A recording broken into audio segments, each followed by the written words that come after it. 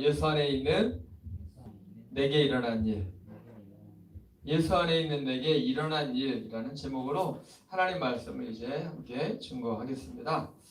자, 여러분 두 가지 질문의 거울을 여러분을 비춰보겠습니다. 첫 번째는 예수 믿는 내가 마음에 들 때가 언젠가? 여러분 예수 믿는 여러분이 마음에 들 때가 있어요. 또 반대로 예수 믿지만 내가 마음에 들지 않을 때가 있습니다. 그때 또 언제일까요? 이 두 가지 질문을 여러분에게 거울로 비추어 봅니다. 사람은 다 모든 일을 완벽하게 해보고 싶어 하죠. 완전하지 않기 때문에 그 일이 불가능하지만 그런데도 무조건 내 입장에서 판단하지 않고 10사람, 100사람에게 물어봐서 자네가 옳았어. 100번 옳은 결정이야. 훌륭해. 이렇게 고개를 끄덕여주고 수긍해주면 내가 좀 대견해 보이고 어깨가 쓱 올라가는 게 사람 마음 아니겠어요? 그리고 이제 자기 자신에게 이렇게 말을 하는 거예요. 내가 어떻게 그런 결정을 할 수 있었지? 내가 나를 생각해도 좀 대단해. 내가 좀 불리하고 그런 결정을 선택한 것이 후회하지는 않아. 이 모든 자기 자신을 이렇게 생각하면서 그 모든 공을 누구에게 돌리나요? 성령님께 돌리는 거예요. 그 모든 은혜를 성령님께 돌리면서 성령님 감사합니다. 하나님 아버지 감사합니다. 성령께서 저를 이렇게 옳은 결정을 내가 불리해도 정말 많은 사람에게 수긍할 수 있고 그들에게 덕담을 들을 수 있는 결정을 하게 되었네요. 성령님 감사합니다. 여러분 이런 거울을 여러분 한번 비춰보시기 바랍니다. 살다 보면 우리가 마주치는 일들이 있는데 그게 뭘까요? 저도 있고 여러분도 있겠죠. 그거는 힘든 결정의 순간들에 직면한다는 거예요. 힘든 결정의 순간들. 그때 우리는 누구를 의지해야 할까요?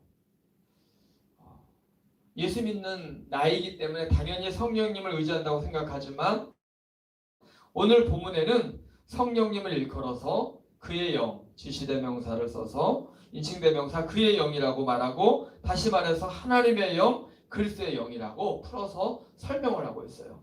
성령 하면 좀 어려울 수 있지만 하나님의 영, 그리스도의 영이라고 설명을 해나가죠. 성령께서 주도하셔서 예수 안에 어떠한 일이 예수 안에 있는 나에게 어떠한 일이 일어났는지를 알면 우리는 힘든 결정의 순간들을 직면할 때에도 많은 사람들에게 공감을 불러일으키고 고개를 끄덕여 해주는 자신을 대견하게 생각하는 그런 결정을 할 수 있다는 거예요. 모든 것을 내가 완벽하게 결정하고 내 결정이 옳다고 밀어붙일 것이 아니라 성령님이 주도하시는 결정을 내 힘든 순간에도 내릴 수 있다는 것이죠. 이게 예수 믿는 나에게 주어질 수 있는 특권이 되겠습니다. 자, 그렇다면 어떤 일이 일어날 걸까요? 우리에게 어떤 일이 일어난 걸까요? 1절에 나와 있죠. 그래서 예수 안에 있는 자에게는 결단코 정죄함이 없다. 할렐루야. 결단코 정죄함이 없다는 거예요. 여러분 죄는 어떤 역할을 합니까? 죄는 우리를 못난이가 되게 해요. 너무 마음에 안 들어요.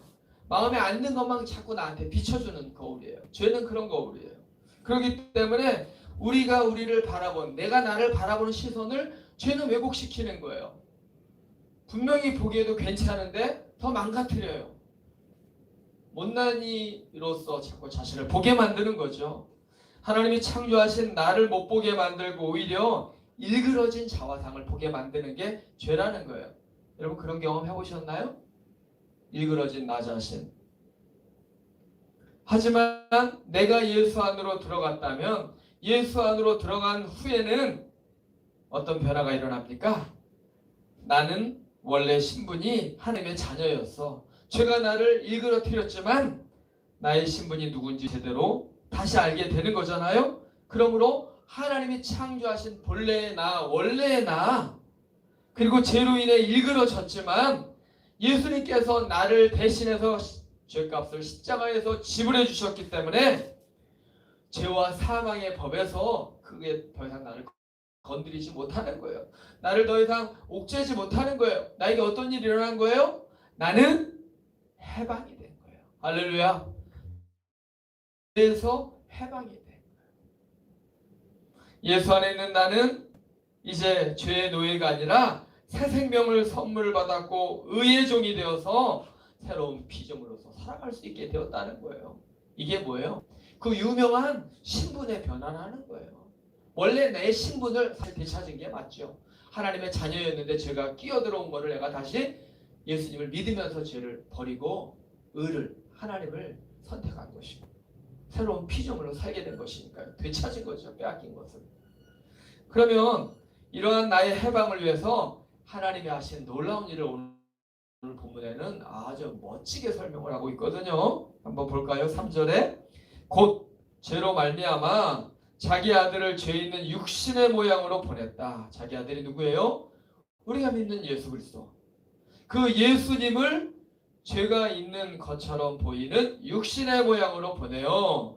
육신의 죄를 정하사 하나님께서 예수 그리스도에게 죄가 있는 사람처럼 똑같이 육신의 몸을 입고 이 땅에 오게 하셨다는 거예요. 사람들은 오해를 해요. 우리도 오해할 수 있어요. 어떻게 해요? 예수님도 죄인이구나. 이 구절 의미를 잘못 이해하여 오해하는 겁니다. 예수님이 마치 죄인이 되어 이 땅에 오셨다는 의미로 해석을 하는 거죠. 죄가 없는 사람이 어디 있어? 이렇게 얘기하면서.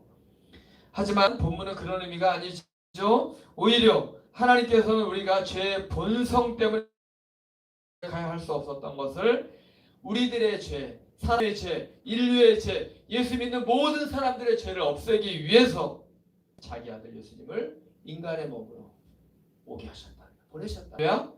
이것이 복음이죠. 이것이 놀라운 성육신의 은혜죠. 이스라엘 백성들은요. 예수님을 받아들이지 않았잖아요. 구약의 백성들 예수님이 오실 것을 바라보고 믿었지만 정말 그들의 죄 가운데 절망했어요. 그때 그들을 가까이 하나님이 주신 율법을 붙잡았어요. 사실 율법은 예수님께서 완성하셨는데 유대인들은 그러한 율법의 완성으로 오신 예수님을 받아들이지 않았기 때문에 완벽한 율법주의를 추구했어요. 근데 율법을 추구하면 추구할수록 율법의 기능이 죄를 깨닫게 하는 것인데 죄를 없애주지 못했다는 거예요. 더 절망하는 거예요. 그러니까 더 사람을 잡으려고 그러죠. 더 이렇게 사람에게 더 못 살게 하는 거죠. 자유, 진정한 자유를 율법이 주어야 되는데 그 율법으로 말미암아 오히려 자유를 빼앗게 되는 것이죠. 율법은 죄를 깨닫게 해주지만 죄를 없애주지는 못했습니다. 죄의 본성을 가진 사람을 해방시켜주지 못했다는 거예요, 여러분.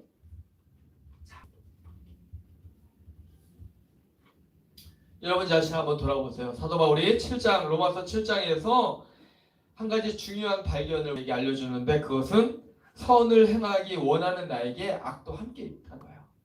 선과 악이 공존하는 인간의 실존은 성인 군자라 불리는 사람들, 모든 세상의 지위와 학력을 이룬 사람들도 고민하는 똑같은 내용이에요. 내가 아는 만큼 내가 행동하지 못하는 거. 내 안에 선을 행하기 원하지만 선을 행할 능력이 없는 무력함 때문에 지식인들은 고민하는 거예요. 많이 아는 것 때문에 고민하는 게 아니라 자랑하는 게 아니라 그 아는 것만큼 행하지 못하기 때문에 해야 되는 것을 알면서도 하지 못하는 것 때문에 사람들이 실존적인 고민에 빠진다는 거거든요. 이게 바울이 이야기하는 7장의 실존적인 고민이거든요. 저에게도 그런 고민이 있고요. 여러분에게도 그런 고민이 있을 거예요. 그래서 종종 원하는 것을 하지 못하고 원하지 않는 것을 도리어 행하는 이 무력함 때문에 내가 내 마음에 들지 않아요. 그래서 일그러진 저하상을 자꾸 죄는 갖다 들이미는 거고 좌절시키고 절망시키는 거죠. 하나님께서 이런 나를 여러분 아셨을까요? 너무나 잘 아셨죠. 너무나 잘 아셨기 때문에 하나님은 예수님을 보내신 거 아닙니까? 내 힘으로 연약하여 할 수 없는 율법의 요구를 예수님께서 모두 이루어 주신 것이죠. 할렐루야. 놀라운 은혜죠. 이 복음이죠, 사실은.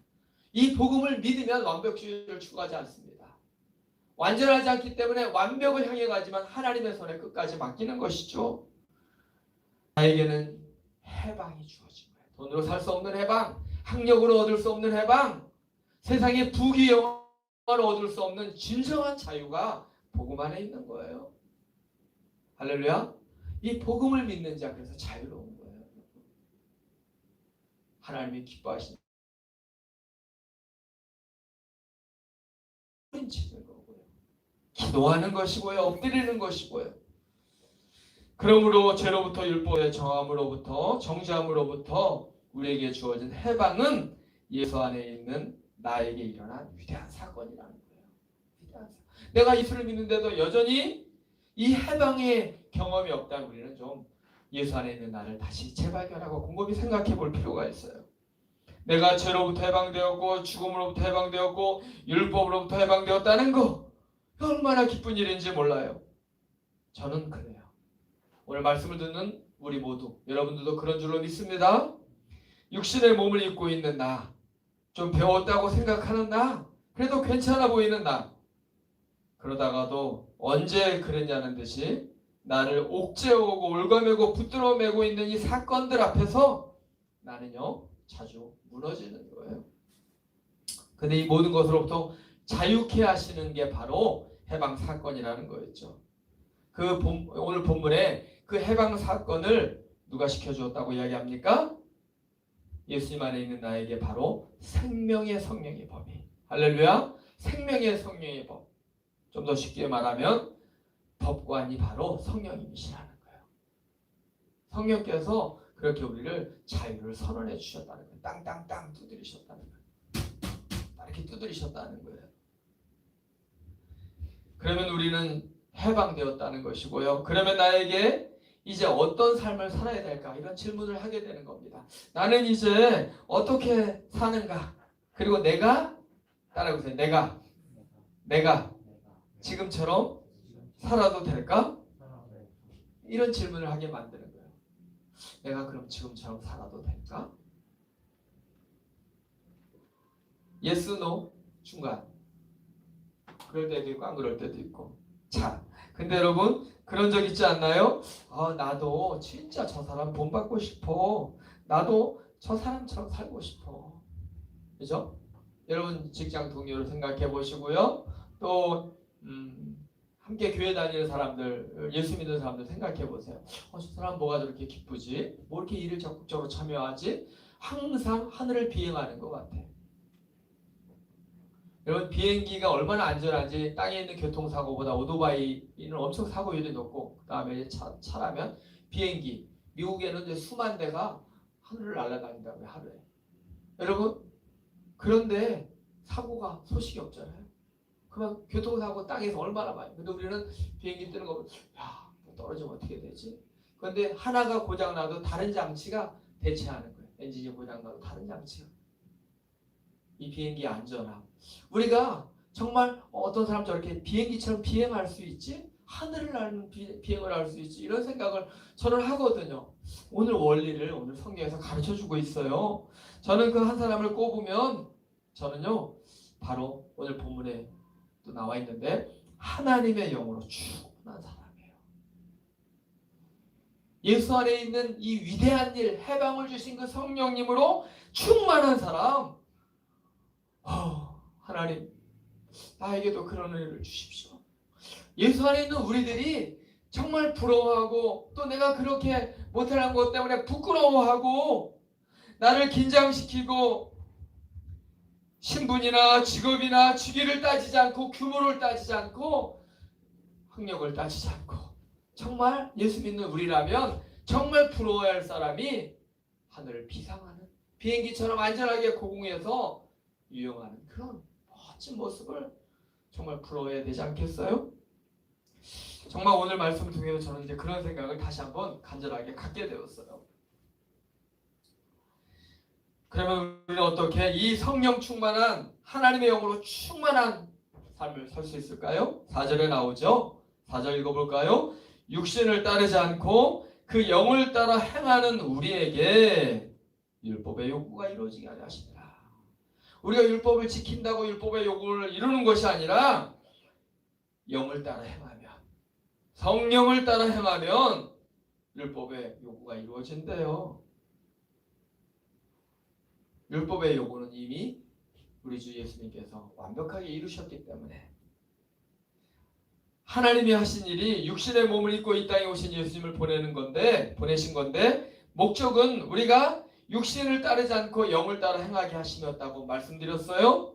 그렇다면 우리가 어떤 일이 벌어진 겁니까? 우리는 영에 속한 사람, 따라보시죠. 영에 속한 사람, 영에 속한 사람이 된다는 거예요. 그리고 영의 생각을 한대요. 육신의 생각은 사망이에요. 그러나 영에 속한 사람의 생각은 6절에 생명과 평안이다. 여러분, 생명을 돈 주고 살 수 있어요? 여기 의사가 있어요. 간호사가 있어요. 여기 의료인들이 많아요. 그래도 한 생명을 만들어낼 수 있을까요? 안 돼요. 그 죽음 직전에 문턱에 이르는 사람을 살리게 하여 10명, 20명이 달라붙어서 응급실에 가면은 그렇게 아마 한 생명에 대한 그 깊은 애절함을 느낄 거예요. 제발 살아다오. 제발 이 약효가 들어했다. 그런 마음이 들 거라고요. 그 생명 사람이 창조할 수 없어요. 하나님이 주신 생명이거든요. 평안. 돈으로 살 수 있을까요? 소유가 가져다 보장해 줄까요? 처음에 평안한 것 같죠? 갈수록 불안해요. 이거 어떻게 지킬까? 어떻게 더 모을까? 있으면 평안할 줄 알았는데 있는데 평안을 더 빼앗아가요. 주인이 나면은 그렇게 되는 거예요. 영이 하나님이 주인이시면 괜찮은데 내가 주인이 될 때는 그렇게 생명과 있는 평안까지 빼앗아간다니까요. 8절에 보면 어떤 일이 벌어집니까?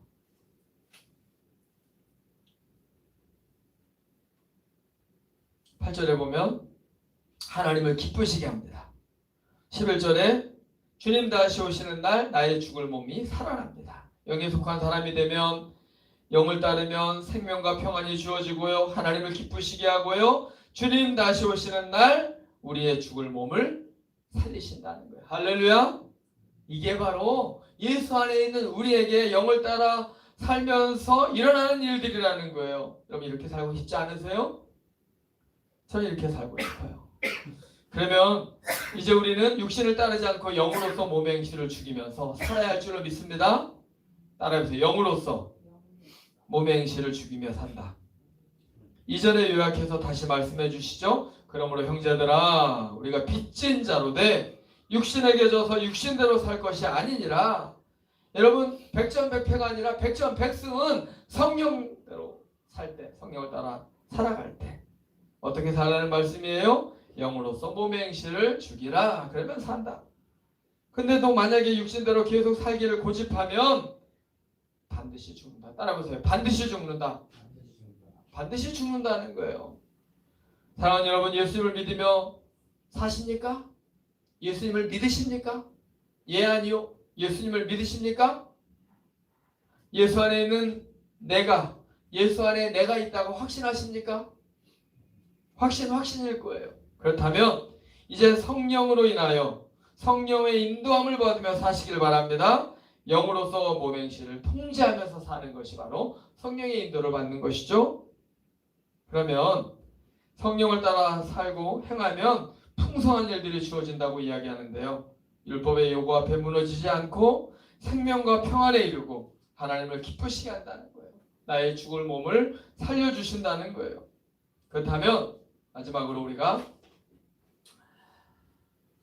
이렇게 살고 싶다면 이것을 우리는 확신할 수 있습니다. 하나님 정말 제가 이렇게 살기를 원하고 소원합니다. 그렇다면 14절 이하에 이 말씀을 놀랍게 강한 확신을 시켜주시는 구절이 나오는데 우리에게 일어난 일은 결코 정죄함이 없다고 했는데 그 이후에 매 순간 우리는 하나님의 영으로 인도함을 받는 자녀가 되었다는 것이죠. 하나님을 아버지라 부를 수 있게 되었고 아버지라 부를 수 있는 하나님의 자녀로 살 뿐만이 아니라 상속자가 되었다고 이야기해요. 상속자는 누구예요? 아무나 재산 넘겨주지 않죠? 내 아들, 딸들에게 우리나라 사람들은 더 넘겨주려고 하는데 하나님이 우리에게 하나님의 기업을 상속으로 주신다는 거예요. 할렐루야. 하나님이 가지신 것들 우리에게 기업으로 물려주신다는 거예요. 우리 그리스도인들에게. 그리고 매 순간 우리가 고난, 이해할 수 없는 아픔, 애매한 고난 주를 위해서 받으면 그것도 즐겁고 감사하다는 거예요. 왜요? 그와 함께 영광을 받기 위하여 고난도 즐거이 받을 수 있다는 거죠. 고난이 면제된 기독교가 아니고 고난과 함께 더 하나님의 더 큰 영광을 바라보며 나아갈 수 있게 된다는 거예요. 여러분, 이런 확신을 가지고 오늘부터 앞으로 쭉 내게 일어난 일, 예수님 안에 있는 나에게 일어난 일을 똑똑히 기억하고 성령님의 인도함을 받으며 영으로서 몸의 행실을 죽이며 예수 그리스도의 사람으로 사시는 여러분들이 되기를 바랍니다. 할렐루야. 기도하겠습니다. 이 시간 주신 말씀 붙잡고 기도하겠습니다. 하나님, 우리를 성령의 사람으로 날마다 살게 해주셔서 감사합니다. 예수 안에 나에게 일어난 일들을 분명히 알게 해주옵소서. 그리고 영으로서 몸의 행실, 육신의 행실을 죽이며 죄의 행실을 죽이며 선을 따라 그리고 성령님을 따라 살게 해주시고 날마다 예수 안에 있는 나에게 결코 정죄함이 없다는 것을 깨달으며 평안과 생명을 주는 성령의 생각을 가지고 살게 해주옵소서. 그렇게 살기를 간절히 소망합니다. 우리 기도하시기를 바랍니다. 하나님 아버지 감사합니다. 이 시간에 우리에게 은혜를 주시고 주님만 더욱더 의지하며 살아갈 수 있는 귀한 시간을 주셔서 감사합니다. 하나님 아버지, 내 정당 교회를 붙잡아 주시고 주님이 기뻐하시는 아름다운 교회로 세워주시기를 간절히 기도합니다. 하나님 아버지, 저희 교회를 통하여 날마다 성령으로 충만한 교회들이 되게 해주시고 저희들을 통하여 하나님 이 지역사회에 하나님 놀라운 일들이 일어나게 도와 주시옵소서. 하나님 기뻐하시는 일들이 일어나게 도와 주시옵소서. 하나님 아버지 간절히 기도합니다. 은혜를 더하여 주시옵소서. 하나님 함께하여 주시옵소서. 주의 성령으로 충만하게 채워 주시옵소서. 우리가 성령의 인도함을 받으며 하나님의 자녀이며 상속자이며 의사인 것을 기억하게 해주시옵소서.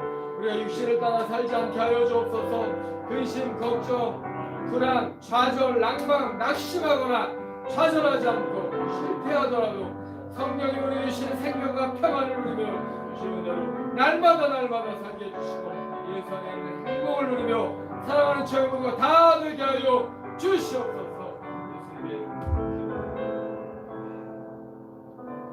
하나님 아버지 감사합니다. 오늘 하나님의 말씀을 들었습니다.